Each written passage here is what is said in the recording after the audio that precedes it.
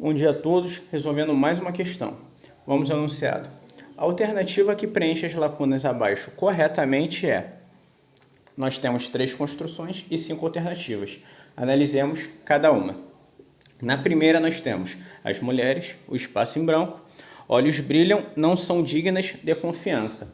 Analisando as opções, nós percebemos que todas as opções são completadas com o pronome cujo, né? Agora, como funciona o pronome cujo? Qual a sua classificação específica? Muito simples. O cujo é um pronome relativo, e é um pronome relativo que detém algumas particularidades. Eu irei falar sobre elas agora. A primeira particularidade do cujo é o quê? Ele exprime posse, ele exprime obrigatoriamente posse. E ele exprime posse e ele fica entre 2 substantivos. Perceba que ele está entre mulheres e olhos. E eles, por ter uma relação de posse, nós sempre teremos o quê? Um possuidor e um possuído. Perceba que os olhos pertencem às mulheres. Os olhos são inerentes às mulheres. Então, há sempre essa relação de possuidor e possuído. O segundo ponto é que o cujo ele não admite artigo anteposto ou posposto. Ou seja, eu não posso falar o cujo ou cujo ou cujo os. Essa construção é totalmente incorreta. Terceiro ponto é qual? Se houver um termo posposto, um substantivo, um adjetivo, um advérbio ou um verbo que exige a preposição, essa preposição, assim como em outros pronomes relativos, ela deve ser empregada antes do pronome. Esses são os pontos específicos do cujo. Agora, analisando no contexto, nós já eliminamos 2 alternativas só com isso que eu falei, né? As letras A e E são eliminadas. Por quê? Se ele não admite artigo anteposto ou posposto, esse cujos os está errado, né? Tanto a letra A quanto a letra E não são possíveis gabaritos, né? Agora, restam as letras B, C e D, né?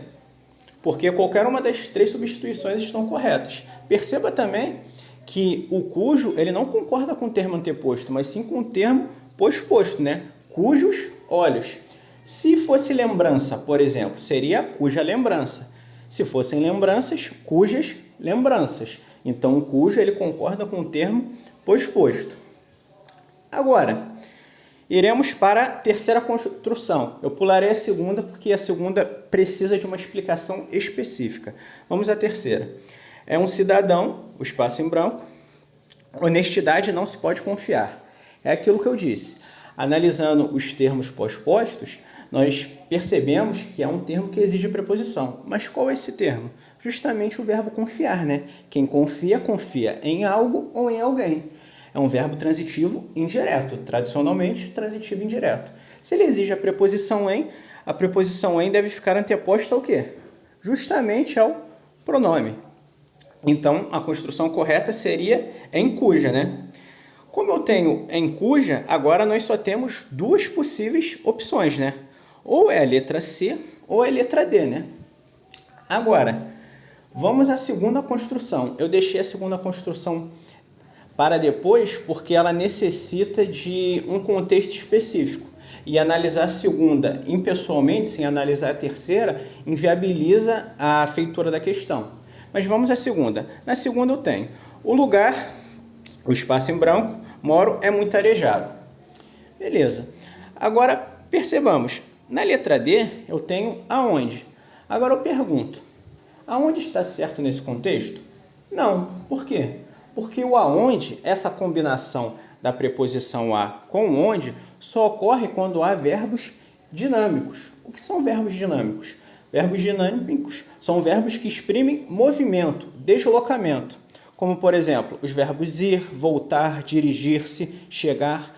Todos esses verbos exprimem deslocamento físico. Então, eles exigem a preposição a. Por isso, há essa combinação do a com onde. Não é o caso, né? Pois aí nós temos o verbo morar, né? O verbo morar, ele é um verbo que ele tem uma outra categoria. Ele é um verbo estático. Ele exprime o quê? Uma ausência de movimento, assim como os verbos residir e situar. Morar, residir e situar, todos esses verbos são verbos o quê? Estáticos. Eles não demonstram nenhum tipo de movimento. Na verdade, eles demonstram uma estaticidade em relação a algo. Dito isso, Só resta como gabarito a letra C, o em que. Agora, um ponto interessante é o seguinte: o onde poderia ser aplicado no contexto? Com certeza. Por quê? Onde, em que ou na qual podem ser aplicados quando o quê? Quando houver uma indicação de espaço físico, quando houver uma indicação de lugar físico. Quando houver essa indicação, eu posso utilizar qualquer um desses três. Agora, o que consiste o erro nas questões? Quando você usa o onde numa indicação que não é de espaço físico, como tempo ou modo. Então, quando for uma indicação de espaço físico, onde, em que ou na qual estão igualmente corretas, apesar de haver uma preferência pelo quê? Justamente pelo onde, por indicar um espaço físico. Agora, o onde ele não tem uma classificação muito simples. Por quê? O onde ele pode ser classificado de 3 formas. Eu irei explicá-las agora. Em primeiro ponto, o onde ele pode ser um advérbio interrogativo. Quando isso ocorre? Quando há uma interrogação direta, que é intermediada pelo sinal de pontuação, o ponto de interrogação, ou uma interrogação indireta, que é um questionamento, só que ele não contém esse sinal de pontuação.